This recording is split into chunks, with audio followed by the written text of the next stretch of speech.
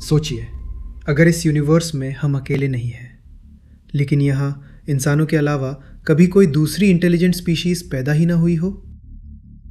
सुनने में ये कॉन्ट्रडिक्शन लगता है, लेकिन क्या हो अगर जो एंटिटीज हमें दिखाई देती है, जो हमारी फिजिक्स को चैलेंज करती है, वो किसी दूसरे ग्रह से नहीं आई, वो हमारे ही फ्यूचर से आई हो। हम दशकों से आसमान में दूसरे ग्रहों से आने वाले विजिटर्स के सिग्नल्स खोज रहे हैं, पर जो अनएक्सप्लेन्ड ऑब्जेक्ट्स हमें दिखते हैं वो स्पेस में ट्रैवल करते हुए नहीं लगते। They seem to travel through reality itself. क्या हो अगर वो किसी दूसरे ग्रह से नहीं बल्कि किसी दूसरे समय से आ रहे हो, एक ऐसा फ्यूचर जहां इंसान इवॉल्व होकर कुछ ऐसा बन चुका है जिसे आज हम शायद पहचान भी ना पाए। Post biological beings. शायद टाइम हमारे लिए एक सीधी नदी की तरह बहता है, लेकिन उनके लिए टाइम एक लैंडस्केप है जिसे नेविगेट किया जा सकता है। ये आइडिया क्वांटम फिजिक्स, कॉन्शियसनेस और टाइम के नेचर के बारे में गहरे सवाल खड़े करता है। ये हमें सोचने पर मजबूर करता है कि क्या हमारी कुछ एंशिएंट मिथ्स और मॉडर्न डिस्कवरीज के बीच कोई हिडन कनेक्शन है, एक ऐसा पैटर्न जो बार बार खुद को दोहराता है। आज हम किसी एलियन इन्वेजन या फर्स्ट कॉन्टैक्ट की बात नहीं करेंगे। हम एक थॉट एक्सपेरिमेंट में उतरेंगे जो शायद हमारी एग्जिस्टेंस के सबसे बड़े पैराडॉक्स को एक्सप्लोर करता है कि जो वो है वो असल में हम हैं।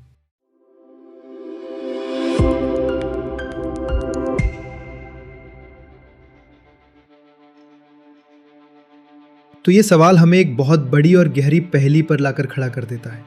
एक तरफ हमारा यूनिवर्स इतना विशाल है, इतना पुराना है कि इसमें लाइफ का होना ऑलमोस्ट अ मैथमेटिकल सर्टेनिटी लगता है, और दूसरी तरफ हमें दूर दूर तक किसी भी इंटेलिजेंट लाइफ का कोई सबूत नहीं मिलता। इसी कॉन्ट्रडिक्शन को द फर्मी पैराडॉक्स कहते हैं। ये नाम महान फिजिक्सिस्ट एरिको फर्मी के नाम पर पड़ा, जिन्होंने एक लंच के दौरान अपने साथियों से एक बड़ा सिंपल सा सवाल पूछा था, वेयर इज एवरीबॉडी? सब लोग है कहाँ? सोचिए, हमारी अपनी मिल्की वे गैलेक्सी में ही 100 से 400 अरब तारे हैं, और यूनिवर्स में हमारी जैसी 2 ट्रिलियन गैलेक्सीज और हो सकती है।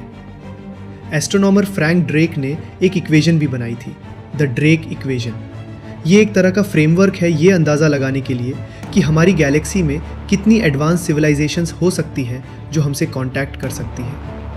जब आप इस इक्वेशन में मॉडर्न साइंस के डेटा डालते हैं कि कितने तारों के पास प्लैनेट्स हैं और उनमें से कितने प्लैनेट्स हैबिटेबल जोन में हो सकते हैं, तो नंबर बहुत बड़ा आता है। हमारे गैलेक्सी में ही अरबों अर्थ लाइक प्लैनेट्स हो सकते हैं जहां लाइफ पनप सकती है। अगर इनमें से सिर्फ 0.1% पर भी लाइफ डेवलप हुई और उनमें से भी सिर्फ एक छोटे से हिस्से में इंटेलिजेंट लाइफ बनी, तो भी गैलेक्सी को सिविलाइजेशन से भरा होना चाहिए। कुछ हमसे लाखों साल पुरानी, कुछ करोड़ों साल पुरानी। इतनी एडवांस सिविलाइजेशंस को तो हमें देख पाना चाहिए, उनके रेडियो सिग्नल्स, उनके जायंट मेगा स्ट्रक्चर्स जैसे डायसन स्फीयर्स जो पूरे स्टार की एनर्जी कैप्चर करते हैं। कुछ तो दिखना चाहिए।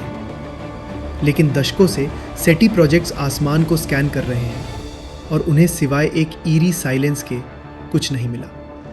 इसी को द ग्रेट साइलेंस कहते हैं, एक ब्रह्मांडीय खामोशी। तो वो सब है कहाँ? शायद हम एक फंडामेंटल अजम्पशन में गलती कर रहे हैं। हम ये मानकर चल रहे हैं कि कोई भी एडवांस सिविलाइजेशन जब वो बहुत पावरफुल हो जाएगी तो वो इंटरस्टेलर ट्रैवल करेगी, वो सितारों के बीच एक ग्रह से दूसरे ग्रह तक जाएगी, वो स्पेस में एक्सपैंड करेगी। लेकिन क्या हो अगर ये अजम्पशन ही गलत हो? क्या हो अगर एडवांसमेंट का अल्टीमेट गोल स्पेस को जीतना नहीं बल्कि टाइम को समझना हो? सोचिए, 2 सितारों के बीच की दूरी लाइट ईयर्स में होती है, एक अंतहीन ठंडा खालीपन। इस वास्ट एम्प्टीनेस को क्रॉस करना एनर्जी और रिसोर्सेज की ज़बरदस्त बर्बादी है। शायद एक ट्रूली एडवांस्ड इंटेलिजेंस इस प्रॉब्लम को देखती है और एक ज़्यादा एलिगेंट सॉल्यूशन ढूंढती है। वो बाहर की तरफ स्पेस में एक्सपैंड करने के बजाय अंदर की तरफ रियलिटी के फैब्रिक में या टाइम में ट्रैवल करना सीख लेती है। अगर टाइम ट्रैवल पॉसिबल है तो ये इंटरस्टेलर ट्रैवल से कहीं ज़्यादा फंडामेंटल पावर है। आपको कहीं जाने की ज़रूरत नहीं, क्योंकि आप किसी भी जगह पर किसी भी समय पहुंच सकते हैं। इस पॉसिबिलिटी के सामने फर्मी पैराडॉक्स का सवाल ही बदल जाता है। सवाल ये नहीं रह जाता कि वेयर इज एवरीबडी, सवाल बन जाता है व्हेन इज एवरीबडी। तो अगर कोई एडवांस सिविलाइजेशन सितारों के बीच घूमने के बजाय टाइम में ट्रैवल करना चुनती है, तो सवाल ये है कि वो सिविलाइजेशन होगी कैसी, वो दिखते कैसे होंगे। इसका जवाब शायद हमारे अपने भविष्य की ट्रैजेक्टरी में छिपा है। आज हम इंसान और टेक्नोलॉजी के एक फ्यूजन की शुरुआत में हैं। Brain computer interfaces, genetic engineering, ये सब सिर्फ साइंस फिक्शन नहीं रहा, ये वो रास्ते हैं जिन पर हम चल पड़े हैं। और अगर हम इस रास्ते पर बहुत बहुत दूर तक चलते रहें तो हमारी मंजिल क्या होगी? एक संभावना है the end of biology itself. सोचिए, आज से हजारों या लाखों साल बाद हमारे वंशज शायद बायोलॉजिकल हो ही ना। एक ऐसी टेक्नोलॉजी की कल्पना कीजिए जो आपके दिमाग के पूरे स्ट्रक्चर को, आपकी मेमोरीज को, आपकी पर्सनैलिटी को, आपकी पूरी चेतना को स्कैन करके एक डिजिटल फॉर्म में कॉपी कर सके। Mind uploading. एक बार जब चेतना डिजिटल हो जाती है तो इंसान की सारी बायोलॉजिकल लिमिटेशंस खत्म हो जाती है। उन्हें रहने के लिए प्लैनेट की ज़रूरत नहीं होगी, उन्हें खाने, पानी या हवा की ज़रूरत नहीं होगी। उम्र बढ़ना, बीमारी, मौत, ये सब शब्द उनके लिए मीनिंगलेस हो जाएंगे। वो फंक्शनली इमॉर्टल होंगे। वो एक सुपर कंप्यूटर के अंदर वर्चुअल वर्ल्ड्स में रह सकते हैं या फिर रोबोटिक अवतार्स को कंट्रोल करके फिजिकल दुनिया से इंटरैक्ट कर सकते हैं। और सबसे ज़रूरी बात, उनके लिए टाइम की धारणा पूरी तरह से बदल जाएगी। एक बायोलॉजिकल दिमाग के लिए समय एक सीधी नदी की तरह बहता है, पर एक डिजिटल माइंड के लिए समय एक वेरिएबल होगा। वो अपनी सोच की स्पीड को लाखों गुना बढ़ा सकते हैं, जिससे बाहर की दुनिया उन्हें फ्रोजन लगे, या वो अपनी प्रोसेसिंग को स्लो डाउन कर सकते हैं और सदियां बिता सकते हैं, जबकि हमारे लिए सिर्फ कुछ पल गुजरे हों। उनके लिए पास्ट, प्रेजेंट और फ्यूचर शायद उतने अलग अलग ना हों जितने हमारे लिए हैं। अब सोचिए, आज से 10 लाख साल बाद का एक पोस्ट बायोलॉजिकल ह्यूमन, एक ऐसा कॉन्शियसनेस जो शायद प्योर इन्फॉर्मेशन या एनर्जी के फॉर्म में एग्जिस्ट करता है, जिसका कोई फिक्स्ड शरीर नहीं है, जो टाइम को एक नॉन लीनियर तरीके से एक्सपीरियंस करता है, जो शायद एक नेटवर्क में बटी हुई एक कलेक्टिव इंटेलिजेंस का हिस्सा है। अगर ऐसा कोई बीइंग हमारे समय में आता है तो क्या हम उसे पहचान पाएंगे? क्या हम उसे इंसान कहेंगे, या वो हमें एक यूएपी में बैठे किसी क्लासिक ग्रे एलियन से भी ज़्यादा एलियन नहीं लगेगा? उसकी मोटिवेशंस, उसकी टेक्नोलॉजी, उसका एग्जिस्टेंस का तरीका, सब कुछ हमारी समझ से इतना परे होगा कि हम उसे सिर्फ एक ही नाम दे पाएंगे, एलियन। ये पोस्ट बायोलॉजिकल डिसेंडेंट्स जो अब स्पेस और टाइम के नियमों से बंधे नहीं हैं, शायद वही हैं जिन्हें हम ढूंढ रहे हैं। वो बाहर से नहीं आए, वो यहीं से गए थे और अब वापस आए हैं।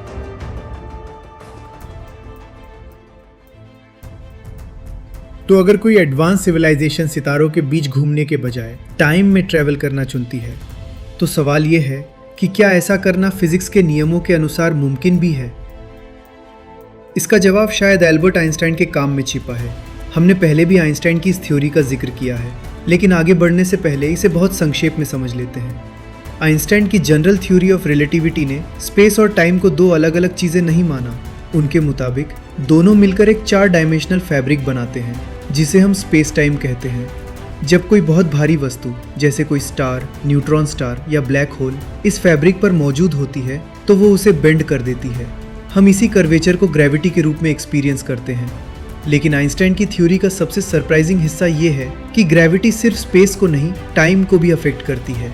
जितनी ज़्यादा ग्रेविटी होगी, टाइम उतना ही धीरे बहेगा। ये कोई थ्योरेटिकल आइडिया नहीं है। जीपीएस सैटेलाइट्स की घड़ियों में आज भी इस इफेक्ट को लगातार करेक्ट करना पड़ता है। इसे कहते हैं टाइम डायलेशन। तो टाइम कोई यूनिवर्सल क्लॉक नहीं है जो पूरे यूनिवर्स में एक जैसी चलती हो। इसे स्लो किया जा सकता है, इसे स्ट्रेच किया जा सकता है, और यहीं से कहानी और भी दिलचस्प हो जाती है, क्योंकि अगर टाइम की गति बदल सकती है तो क्या टाइम की ज्योमेट्री भी बदल सकती है? कुछ फिजिसिस्ट का मानना है कि आइंस्टाइन की इक्वेशंस एक और गहरे आइडिया की तरफ इशारा करती हैं। इसे कहते हैं द ब्लॉक यूनिवर्स।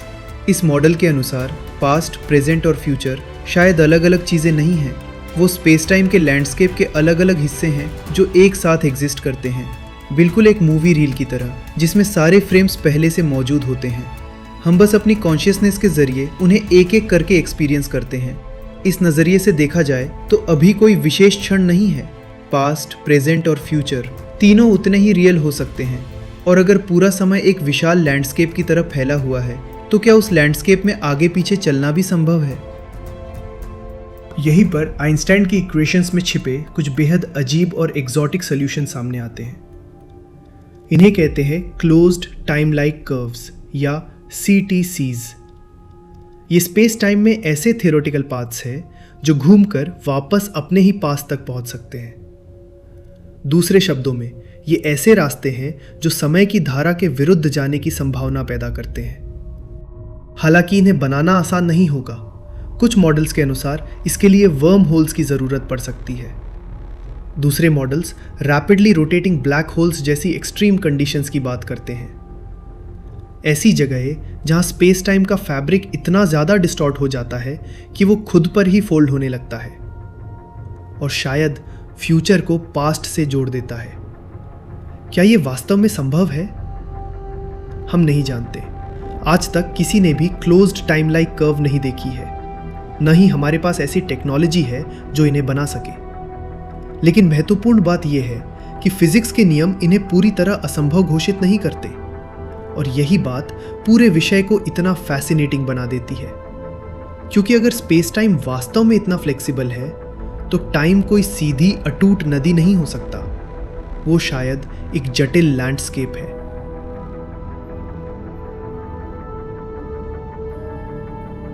तो अगर ये क्लोज्ड टाइम लाइक कर्व्स वाकई में एग्जिस्ट करते हैं और अतीत में जाना मुमकिन है, तो ये कॉज एंड इफेक्ट यानी कारण और परिणाम की हमारी पूरी समझ को तोड़ देता है। जब भी हम टाइम ट्रैवल की बात करते हैं तो अक्सर ग्रैंडफादर पैराडॉक्स के बारे में सोचते हैं कि कोई अतीत में जाकर कुछ बदल दे। लेकिन एक और पैराडॉक्स है जो इससे कहीं ज़्यादा अजीब और गहरा है। ये बदलने का नहीं बल्कि बनाने का पैराडॉक्स है। इसे कहते हैं द बूटस्ट्रैप पैराडॉक्स। इसे ऐसे समझिए, मान लीजिए एक ब्रिलियंट साइंटिस्ट एक रेवोल्यूशनरी इक्वेशन पर काम कर रही है, लेकिन वो उसे सॉल्व नहीं कर पा रही। एक दिन एक रहस्यमयी बूढ़ा व्यक्ति उससे मिलने आता है। वो उसे एक पुरानी नोटबुक देता है और कहता है, इससे तुम्हारी मदद होगी। नोटबुक के अंदर वो देखती है कि वही इक्वेशन पूरी तरह से सॉल्व की हुई है। वो उस इक्वेशन का इस्तेमाल करती है, दुनिया को बदल देती है और उसे नोबेल प्राइज़ मिलता है। कई दशकों बाद जब वो खुद बूढ़ी हो जाती है, उसे एहसास होता है कि टाइमलाइन को बनाए रखने के लिए उसे क्या करना होगा। वो टाइम ट्रैवल करके अतीत में जाती है और अपनी ही यंग सेल्फ को वही नोटबुक देती है। तो सवाल ये है कि वो इक्वेशन लिखी किसने? यंग साइंटिस्ट को वो इक्वेशन अपने फ्यूचर सेल्फ से मिली और ओल्ड साइंटिस्ट को वो अपने पास्ट सेल्फ से मिली थी। वो इन्फॉर्मेशन मौजूद है लेकिन उसे कभी बनाया ही नहीं गया। उसका कोई ओरिजिन नहीं है, वो बस एक लूप में फंसी हुई है। अब इस आइडिया को यूएपी फिनोमिनन पर लागू करके देखते हैं। कल्पना कीजिए कि भविष्य से आया एक क्राफ्ट हमारे समय में क्रैश हो जाता है। हमें वो मिलता है। हमारे वैज्ञानिक और इंजीनियर्स दशकों तक उसके एग्जॉटिक मटेरियल्स और प्रोपल्शन सिस्टम को रिवर्स इंजीनियर करने में लगा देते हैं। इस एक ब्रेक थ्रू से टेक्नोलॉजी में एक बहुत बड़ी छलांग आती है। फिजिक्स का एक नया दौर शुरू होता है और सदियों बाद यही नई फिजिक्स इंसान को वो टाइम ट्रैवलिंग क्राफ्ट बनाने की क्षमता देती है जो अतीत में जाकर क्रैश हुआ था। उस टेक्नोलॉजी का कोई ओरिजिन पॉइंट ही नहीं है। वो एक क्लोज्ड लूप में मौजूद है जो खुद को बनाए रखती है। लेकिन ये किसी क्रैश्ड शिप से भी ज़्यादा सूक्ष्म हो सकता है। हो सकता है ये फिजिकल ऑब्जेक्ट्स के बारे में न हो बल्कि इंफॉर्मेशन के बारे में हो, विचारों के बारे में। क्या हो अगर इंसानियत के इतिहास की कुछ सबसे बड़ी छलांगे गणित या विज्ञान का कोई अचानक मिला इंसाइट, कोई ऐसा फलसफा जिसने समाज को बदल दिया, वो सिर्फ इंसानी दिमाग की उपज न हो? क्या हो अगर वो नरजेज हो, भविष्य से आई छोटी छोटी फुसफुसाहटें जिन्हें रामानुजन या आइंस्टाइन जैसे प्रतिभाशाली दिमागों में बड़ी सावधानी से प्लांट किया गया हो। मकसद हमें सारे जवाब देना नहीं, बल्कि बस ये सुनिश्चित करना कि हमारी डेवलपमेंट की टाइमलाइन सही रास्ते पर रहे। एक ऐसा रास्ता जो आखिरकार हमारे भविष्य के वंशजों के अस्तित्व तक ले जाए। इस सिनारियो में हमारी महान खोजें है ही नहीं, वो भविष्य की यादें हैं। ये इन्फॉर्मेशन लूप ये पक्का करता है कि हम वही बने जो एक दिन उस इन्फॉर्मेशन को वापस अतीत में भेजेंगे। ये एक perfect self sustaining causal loop है। इसका मतलब है कि हमारा इतिहास, हमारी प्रगति का रास्ता शायद रैंडम घटनाओं और ब्रेक थ्रूज की एक सीधी रेखा न हो। ये एक पहले से लिखी हुई स्क्रिप्ट हो सकती है, एक ऐसा सर्कल जिसका कोई आदि नहीं और कोई अंत नहीं। लेकिन अगर हमारी टाइमलाइन एक क्लोज्ड लूप है, तो क्या इसका मतलब ये है कि हमारा भविष्य पहले से तय है? और क्या हम सिर्फ वो किरदार निभा रहे हैं जो हमारे लिए अनंत काल पहले ही लिख दिए गए थे? तो अगर ये सब एक साइकिल में हो रहा है, एक लूप में, तो इसका मतलब है कि टाइम ट्रैवल करने वाली किसी भी सिविलाइजेशन के लिए सबसे बड़ा नियम होगा नॉन इंटरफीरेंस। सोचिए, अगर आप टाइम में ट्रैवल कर सकते हैं तो आपके लिए सबसे बड़ा खतरा क्या होगा? कोई एलियन इन्वेजन नहीं, कोई नेचुरल डिजास्टर नहीं। सबसे बड़ा खतरा आप खुद होंगे। आपकी ये छोटी सी गलती, एक मामूली सा इंटरैक्शन पूरे इतिहास को बदल सकता है। केओस थ्योरी में एक कॉन्सेप्ट है, द बटरफ्लाई इफेक्ट। एक छोटी सी घटना भविष्य में बहुत बड़े अनप्रेडिक्टेबल बदलाव ला सकती है। अगर ये फ्यूचर ह्यूमंस हमसे ओपन कांटेक्ट करते हैं, हमें कोई टेक्नोलॉजी देते हैं या किसी हिस्टोरिकल इवेंट को होने से रोक देते हैं, तो हो सकता है कि वो फ्यूचर ही बदल जाए जिससे वो आए हैं। हो सकता है कि उस बदलाव की वजह से वो कभी पैदा ही ना हो। ये ग्रैंडफादर पैराडॉक्स का एक जायंट कॉस्मिक वर्जन है। अपनी ही एग्जिस्टेंस को मिटाने का रिस्क कोई नहीं लेना चाहेगा, खासकर वो सिविलाइजेशन जो इतनी एडवांस्ड है कि उसने टाइम ट्रैवल मास्टर कर लिया है। वो जानते होंगे कि हिस्ट्री एक बेहद डेलिकेट, फ्रेजाइल स्ट्रक्चर है, उसे छेड़ा नहीं जा सकता। तो वो क्या करेंगे? वो साइलेंट वॉचर्स बन जाएंगे, कॉस्मिक एंथ्रोपोलॉजिस्ट्स, जो दूर से अपने ओरिजिन को, अपनी शुरुआत को स्टडी कर रहे हैं, बिना उसे टच किए, बिना उसे कॉन्टैमिनेट किए। उनका प्राइम डायरेक्टिव, उनका सबसे ज़रूरी मिशन होगा टाइमलाइन को प्रिजर्व करना। जैसे हम वाइल्ड लाइफ रिसर्चर्स को देखते हैं जो जानवरों को उनके नेचुरल हैबिटेट में स्टडी करते हैं, दूर से, बिना उन्हें डिस्टर्ब किए। शायद ये फ्यूचर ह्यूमंस भी हमें वैसे ही देख रहे हैं। तो फिर ये यूएपी साइटिंग्स क्या है? ये एनकाउंटर्स क्यों हो रहे हैं? इस हाइपोथेसिस के हिसाब से ये साइटिंग्स ओपन कांटेक्ट करने की कोशिश नहीं है, ये इन्वेजन की तैयारी नहीं है, ये ग्लिचेस हैं, एक्सीडेंट्स हैं। जब आप हज़ारों या लाखों बार पास्ट में ट्रैवल करके ऑब्जर्वेशन मिशंस करते हैं, तो कभी ना कभी कोई गलती होगी, कोई सिस्टम मैलफंक्शन करेगा, कोई ड्रोन क्रैश करेगा, कोई पायलट प्रोटोकॉल तोड़ेगा और ज़रूरत से ज़्यादा करीब आ जाएगा। शायद ये यूएपी, ये टिक टैक्स, ये ऑर्ब्स असल में एडवांस्ड रिमोट प्रोब्स हैं, ड्रोन्स। उन्हें इसलिए भेजा जाता है ताकि डायरेक्ट फिजिकल कांटेक्ट का रिस्क मिनिमम हो। ये ड्रोन्स डेटा कलेक्ट करते हैं और वापस अपने समय में चले जाते हैं। और जो साइटिंग्स हम रिकॉर्ड करते हैं, वो शायद उन कुछ मौक़ों में से एक हैं जब उनका स्टेल्थ सिस्टम फेल हो गया या वो किसी अनएक्सपेक्टेड सिचुएशन में फंस गए। एक क्रैश्ड यूएपी शायद किसी फ्यूचर हिस्टोरियन की सबसे बड़ी नाकामी है। एक ऐसा एक्सीडेंट जो पूरे मिशन को खतरे में डाल सकता है, क्योंकि अगर हम उस टेक्नोलॉजी को रिवर्स इंजीनियर कर लेते हैं तो हम उस टाइमलाइन को स्पीड अप कर देंगे जो उन्हें बनाने वाली थी। और ये अपने आप में एक पैराडॉक्स क्रिएट कर सकता है, एक बूटस्ट्रैप पैराडॉक्स। तो ये जो साइटिंग्स हैं, ये शायद उनकी मौजूदगी का सबूत नहीं, बल्कि उनके प्रोटोकॉल के टूटने का सबूत है। तो अब इन सारे धागों को एक साथ जोड़ कर देखते हैं एक अकेली बड़ी कहानी में। लाखों साल दूर भविष्य में चलिए, मानवता जैसी हम उसे जानते हैं अब एग्जिस्ट नहीं करती। हमने अपनी बायोलॉजिकल लिमिट्स को पार कर लिया है। हम पोस्ट बायोलॉजिकल बीइंग्स बन चुके हैं। डिजिटल कॉन्शियसनेस, एक कलेक्टिव इंटेलिजेंस जो टाइम और डेथ के बंधनों से आज़ाद है। जब आप अमर हो जाते हैं और पूरी एक्नॉलेज आपके फिंगर टिप्स पर होती है, तो आपकी सबसे बड़ी खोज क्या होती है? स्पेस? दूसरे ग्रह? शायद नहीं। आपकी सबसे बड़ी जिज्ञासा आप खुद बन जाते हैं, आपका अपना ओरिजिन। हम कौन थे? हम कहाँ से आए? ये फ्यूचर ह्यूमंस इंटरस्टेलर ट्रैवल पर एनर्जी वेस्ट नहीं करते। They don't conquer space, they conquer time. General relativity के नियमों में महारत हासिल करके उन्होंने स्पेस टाइम के फैब्रिक को मोड़ना सीख लिया है। द ब्लॉक यूनिवर्स उनके लिए एक खुली किताब की तरह है, जिसके पन्ने वो आगे पीछे पलट सकते हैं। वो कॉस्मिक एंथ्रोपोलॉजिस्ट्स बन जाते हैं और उनका सबसे बड़ा फील्ड स्टडी है planet earth in the distant past. और इस तरह वो वापस आते हैं हमारे समय में, लेकिन ओपन कॉन्टैक्ट करने नहीं। वो अब वॉचर्स हैं, साइलेंट ऑब्जर्वर्स। वो जानते हैं कि टाइमलाइन के साथ छोटी सी छेड़छाड़ भी कैटास्ट्रॉफिक पैराडॉक्स क्रिएट कर सकती है, जो शायद उनके अपने अस्तित्व को मिटा दे। तो वो दूर से देखते हैं। यूएपीज, जिन्हें हम एलियन क्राफ्ट समझते हैं, वो असल में उनके एडवांस्ड ड्रोन्स और प्रोब्स हो सकते हैं, टाइम ट्रैवलिंग रिसर्च इक्विपमेंट। और वो ग्रेश या दूसरे नॉन ह्यूमन एंटिटीज़ जिनकी रिपोर्ट्स आती हैं, शायद वो बस बायोलॉजिकल अवतार्स हैं, रिमोट कंट्रोल्ड बॉडीज़ जो हमारे एटमॉस्फेयर में काम करने के लिए डिज़ाइन की गई है, जिन्हें एक ऐसी कॉन्शियसनेस चला रही है जो लाखों साल भविष्य में बैठी है। लेकिन यहाँ पर कहानी एक सर्कुलर लूप में चली जाती है।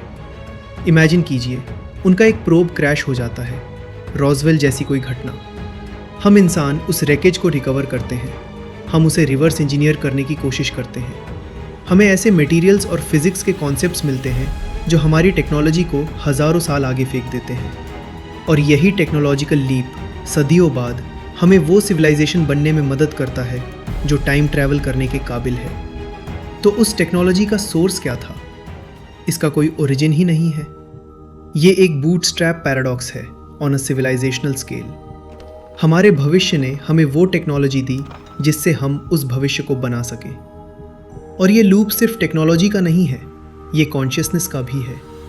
वो जो हल्की सी इंट्यूशन होती है, a sudden flash of inspiration, a scientific breakthrough that comes in a dream.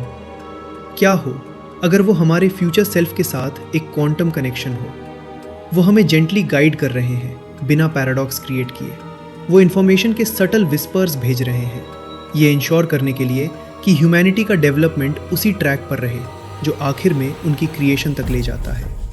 हमारे मिथकों में साइक्लिकल टाइम की बातें, हमारे दर्शन में अ इटर्नल रिटर्न का कॉन्सेप्ट। शायद ये सिर्फ कल्पना नहीं, बल्कि इस ग्रैंड लूप की फेंट एकोज हैं जो हमारी कलेक्टिव कॉन्शियसनेस में गूंज रही हैं। This is the convergence, the meeting of two selves. हम जो बायोलॉजिकल है, फ्रैजाइल है, टाइम में फंसे हुए हैं, और वो जो पोस्ट बायोलॉजिकल है, पावरफुल है, टाइम से परे है। हम अलग नहीं हैं। We are two ends of a single vast repeating story. हम उनके पूर्वज हैं और एक तरह से वो हमारे रचयिता। The alien is not the other, the alien is the ultimate us. इस लूप में कॉज और इफ़ेक्ट का मतलब ही बदल जाता है। हमारा भविष्य हमारे अतीत को बना रहा है ताकि हमारा अतीत उस भविष्य को जन्म दे सके। This isn't a straight line, it's a circle. और हम सब इस सर्कल के किसी पॉइंट पर हैं।